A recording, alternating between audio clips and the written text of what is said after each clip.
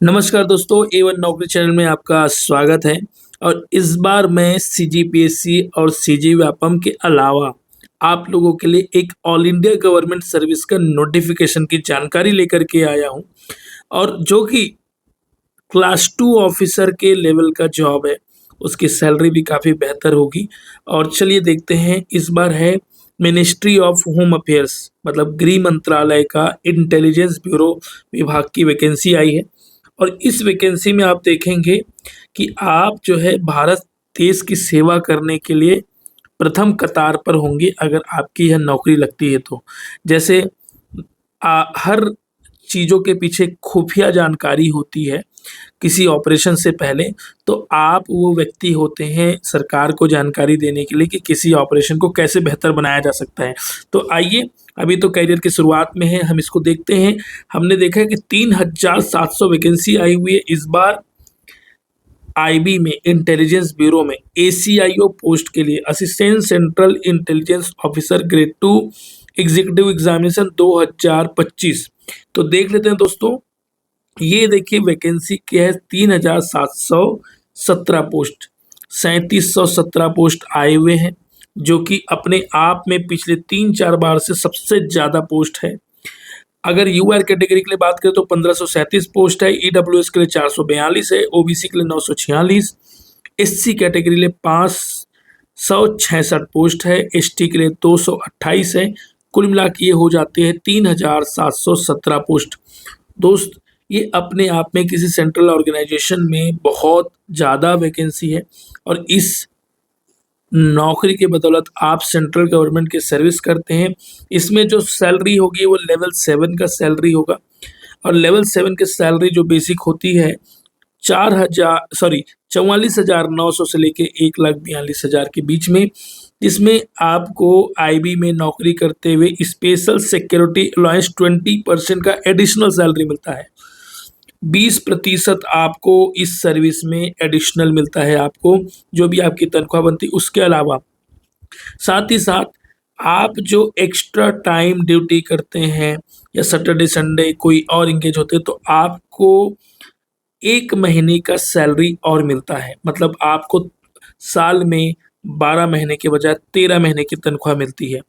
ये पुलिस विभाग में भी 13 महीने की तनख्वाह मिलती है, उसी प्रकार से आईबी में भी आपको 13 महीने की तनख्वाह मिलती है, जो कि अपने आप में बहुत अच्छा पैकेज है और पर्क्स है। इसके लिए कुछ नहीं, सिर्फ ग्रेजुएशन मांगा है। अगर आप बीए बीएससी किए हैं, चाहे 33% से क्यों ना पास हो, सिर्फ ग्रेजुएशन मांगा है। और कंप्यूटर का नॉलेज जो है वो डिजायरेबल है, इच्छिक है। जरूरी नहीं है कि कंप्यूटर का नॉलेज आपको हो या आपके पास कोई डिग्री हो। तो आप ध्यान रखेंगे, सिर्फ और सिर्फ ग्रेजुएशन मांगा है, और 3700 वैकेंसी है। तो दोस्त, आप देख लीजिए कि किस प्रकार से आपको तैयारी चालू करनी है। उसके साथ साथ आपको एज का भी ध्यान रखना है। ये 18 से 27 साल तक के लोगों के लिए ही यह वैकेंसी है, अगर आप जनरल कैटेगरी से बिलोंग करते हैं। अगर आप किसी कैटेगरी से बिलोंग करते हैं, एससी एसटी, तो 5 साल का रिलैक्सेशन मिलता है, तो 27 में आप 5 जोड़ सकते हैं। उस प्रकार से आपको 32 साल तक यह एग्ज़ाम दे सकते हैं। अगर आप ओबीसी कैटेगरी से बिलोंग करते हैं, तो आपको 3 साल का छूट मिलता है, 27 + 3, उस हिसाब से आपको हो जाता है 30 साल तक का एग्ज़ाम देने के लिए। अगर आप सेम डिपार्टमेंट में काम कर रहे हैं, तो आपको कुछ और छूट दी जाती है, 2-4 साल 5 साल का। तो इस प्रकार से एज रिलैक्सेशन है। छत्तीसगढ़ के लोग इस वीडियो को देख रहे हैं, उसके साथ साथ और भी जगह के लोग भी इस वीडियो को देख रहे हैं। तो छत्तीसगढ़ के जो दोस्त हैं, जो सीजी व्यापम सीजीपीएससी की जो तैयारी कर रहे हैं, उसके अलावा आप जो है, अगर आपका एफटी, रीजनिंग, मैथ्स और जीएस अगर तगड़ा है, तो आप इस एग्ज़ाम को डेफिनेटली निकाल सकते हो। चलिए इसके सिलेबस के बारे में देख लेते हैं, एग्ज़ाम पैटर्न के बारे में देख लेते हैं। और हाँ, ये एग्ज़ाम जो है वो आपको जो है 19 जुलाई से देखने को मिलेगा पोर्टल में। 19 जुलाई से, अभी हम यह वीडियो 15 जुलाई को शूट कर रहे हैं, आपको यह वीडियो 16 जुलाई से मिल जाएगा मॉर्निंग से, और 2-3 दिन बाद आपको यह फॉर्म भरने को मिल जाएगा। आप हर समय ऑफिशियल वेबसाइट फॉलो करेंगे, MHA लिखिए, mha.nic.in, ministry of home affairs, गृह मंत्रालय का विभाग है, जो कि अमित शाह वर्तमान में मंत्री हैं इसके, है ना। तो जो है इसके वेबसाइट को आप ऑफिशियल ही फॉलो करेंगे। मैं अभी ऑफिशियल वेबसाइट का आपको लिंक भी प्रोवाइड करूँगा। उससे पहले देखिए, ये जो नोटिफिकेशन है वो पेपर में रोजगार नियोजन में छपा हुआ है, ठीक है। और राइट साइड आप जो मेरा देख रहे हैं इस तरफ में, ये प्रीवियस ईयर जो 2020 में आए हुए उस वैकेंसी का डिटेल है। पिछली बार दोस्तों सिर्फ 2000 पोस्ट आए थे और इस बार 3700 पोस्ट आ रहे हैं, तो काफ़ी लंबा चौड़ा ये 2020 की वैकेंसी की बात कर रहा हूँ, ठीक है। तो सेम चीज़ें दी हुई है और नीट एंड क्लीन दिया हुआ है, इसलिए मैंने इसको राइट साइड में रखा हुआ है। इन सभी जगहों पे एग्ज़ाम सेंटर होते हैं। फुल नोटिफिकेशन, फुल डिटेल आपके साथ में 19 जुलाई को और आऊँगा। उससे पहले बेसिक चीज़ें जान लीजिए कि एग्ज़ाम पैटर्न क्या है और क्या-क्या चीज़ें आती है। देखिए, ये जो लेफ्ट साइड में लिखा हुआ है वो राइट साइड में लिखा हुआ है। लेफ्ट साइड नॉर्मल तरीके से लिखा हुआ है और इधर ही कंप्यूटर टाइप्ड है, ठीक है। तो मैं कोशिश करता हूँ कि इस तरफ का बता दूं क्योंकि दोनों चीज़ें सेम है। तो देख लीजिए, आपका टीयर 1 एग्ज़ाम होगा। टीयर 1 एग्ज़ाम जो होगा वो 100 मार्क्स का होगा। कितने मार्क्स का होगा? 100, जिसमें आपको टाइम मिलेगा 60 मिनट का, 1 आवर का टाइम मिलेगा और 100 मार्क्स के होंगे। मतलब आपको 60 मिनट में 100 क्वेश्चन करना है, जो कि ऑनलाइन एग्ज़ाम होता है, कंप्यूटर बेस्ड एग्ज़ाम होता है दोस्तों।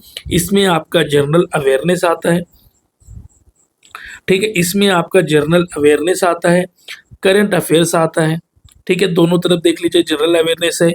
ये प्रीवियस ईयर का है 2020 का, जो कि अभी 2025 का न्यूली कंप्यूटर वाला रिलीज होना है 19 जुलाई को, मैं फिर से बता रहा हूँ, ठीक है।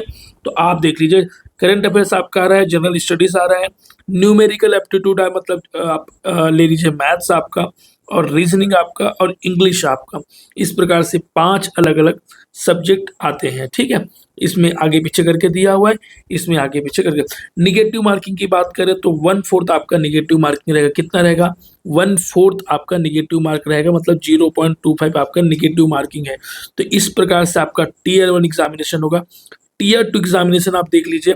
टीयर 2 एग्जामिनेशन आपका डिस्क्रिप्टिव टाइप का होगा। कितने मार्क्स का होगा? 50 मार्क्स का होगा। कुल मिलाकर के कितने मार्क्स का होगा? 50 मार्क्स का होगा, जिसमें आपको ऐसे लिखना है और प्रेसिस राइटिंग लिखना है। ऐसे लिखना है, जो कि प्रेसिस राइटिंग कहा जाता है जिसको, और उसके साथ साथ आपका जो है वो कंप्रीहेंशन भी होगा। इसको मैं आने वाले टाइम में और डिटेल में बताऊंगा, 19 जुलाई को, मैं फिर बोल रहा हूँ। तो ये आपको टीयर 2 की चिंता भी करनी नहीं है, अभी आपको करना है टीयर 1 की तैयारी। अगर आप एसएससी का सिलेबस देखे होंगे दोस्तों, तो एज इट इज एसएससी के सिलेबस जैसा है। बस आपको इसमें 1 घंटे में 100 सवाल करने हैं, जो कि थोड़ा सा टाइम को मैनेजमेंट करना पड़ेगा आपको। और सिलेक्शन प्रोसेस आपका इस प्रकार से है कि जब आप टीयर 1 क्वालिफाई करेंगे तो आपका टीयर 2 होगा और उसके साथ साथ इंटरव्यू होगा, जो कि 100 मार्क्स का होगा। आईबी के एग्जामिनेशन में कंप्लीट आपका सिलेक्शन टीयर 2 के बाद इंटरव्यू बेस्ड होता है। कोई भी आप एग्जाम में देखेंगे जिसमें इंटरव्यू में इतना वेटेज कहीं नहीं दिया जाता है। सीजीपीएससी के वेबसाइट में देख लीजिए, 300 नंबर का रिटर्न होता है और 30 नंबर का मात्र इंटरव्यू होता है। सीजी व्यापम में आपका कोई इंटरव्यू नहीं होता। उसी प्रकार से और भी अलग अलग एग्जामिनेशन में आपका जो है इंटरव्यू का रोल काफ़ी कम होता है। लेकिन सीजीपीएससी के अलावा स्टेट पीसीएस कोई भी राज्य का हो, इवन यूपीएससी हो, आपका जो आईबी में है सिर्फ और सिर्फ इंटरव्यू बहुत इंपॉर्टेंट है। तो इंटरव्यू को बहुत अच्छे तरीके से देना है, क्योंकि इंटरव्यू जो एग्ज़ाम है वो 100 नंबर का है। तो इंटरव्यू का अलग से प्रिपरेशन के लिए स्ट्रेटजी बताई जाएगी, स्ट्रेटजी शेयर की जाएगी आपके साथ।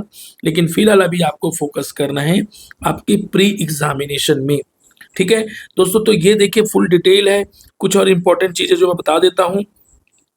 मिनिमम कट ऑफ मार्क्स आपका होगा 35% यूआर के लिए, 34% ओबीसी के लिए, एससी एसटी के लिए 33% और ईडब्ल्यूएस के लिए 35%। मतलब आप समझ रहे, मिनिमम कट ऑफ मार्क्स का मतलब ये हुआ कि आपको इतने मार्क्स लाने ही लाने हैं जब प्री एग्जामिनेशन होगा।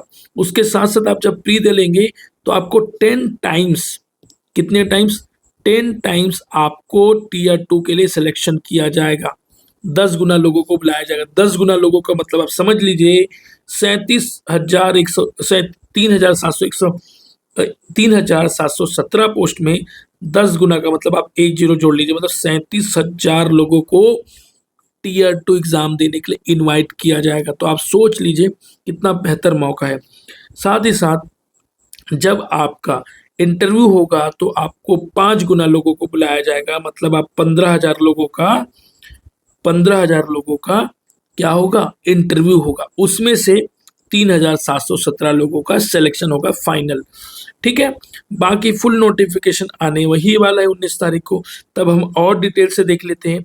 बस आपको ध्यान रखना है तो डेट का, ये एग्जामिनेशन पोर्टल जो है वो 19 जुलाई, आज से 3 दिन बाद ये खुल जाएगा 19 जुलाई को।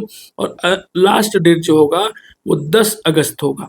10 अगस्त तक आप फॉर्म भर सकते हैं। इसका एग्जाम मोस्ट एक्सपेक्टेड है अक्टूबर में हो जाएगा। मोस्ट एक्सपेक्टेड है ये एग्जाम अक्टूबर में होगा।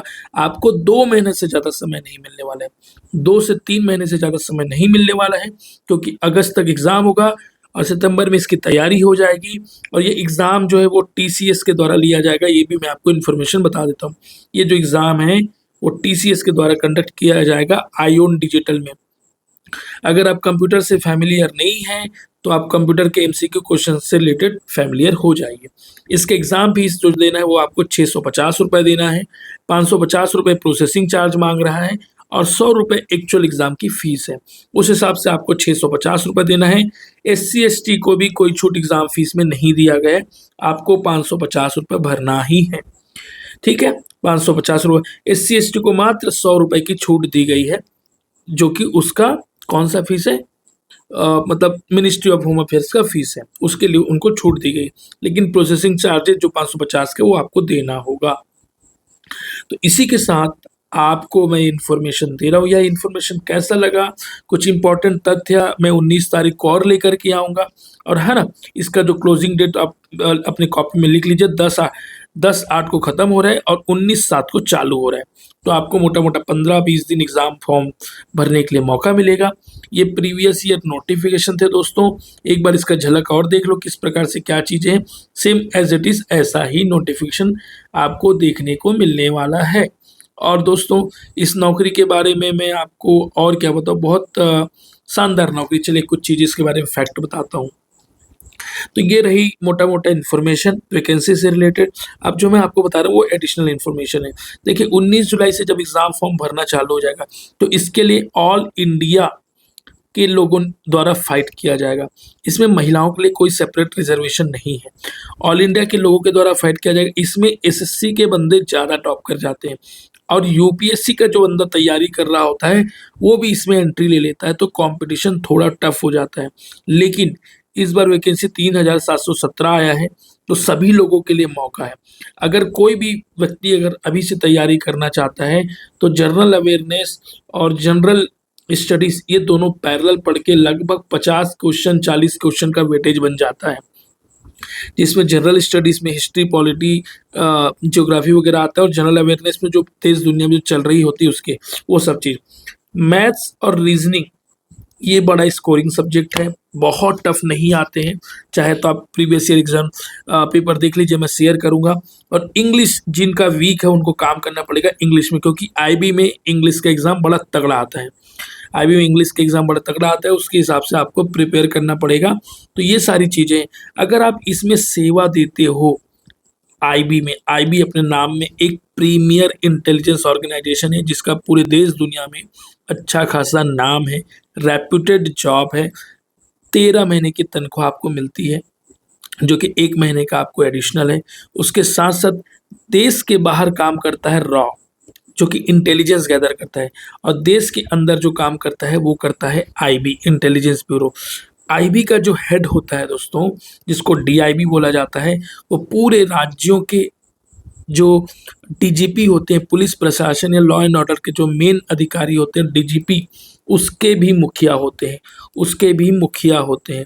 तो आप सोच लीजिए डीआईबी का ऑलवेज जो है वो होम मिनिस्टर के साथ, एचएम के साथ दिन भर उठना बैठना होता है। सारी इन्फॉर्मेशन जो देश दुनिया में हो रही होती है उसकी जानकारी उनको दी जाती है।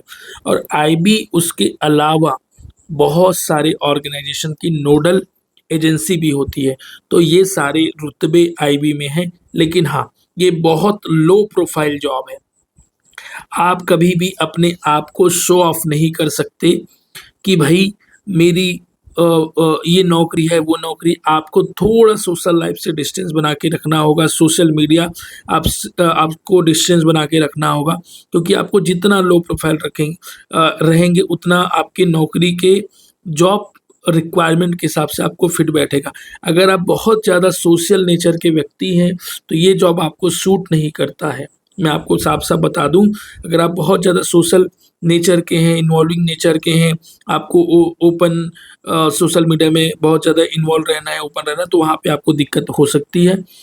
और जितना इसमें लो प्रोफाइल मेंटेन करने से आपके काम बेहतर होते हैं और आईबी को भी ऐसे ही बंदों की ज़रूरत होती है। तो दोस्तों इसी के साथ मैं सारा इन्फॉर्मेशन आपको प्रोवाइड कराया। यह वीडियो कैसा लगा? आप ज़रूर कमेंट बॉक्स में बताएँ और अगर अच्छा लगा हो तो लाइक करें। आने वाले समय में 19 जुलाई को और आपके लिए डिटेल से नोटिफ़िकेशन लाने वाला हूँ। Thank you so much.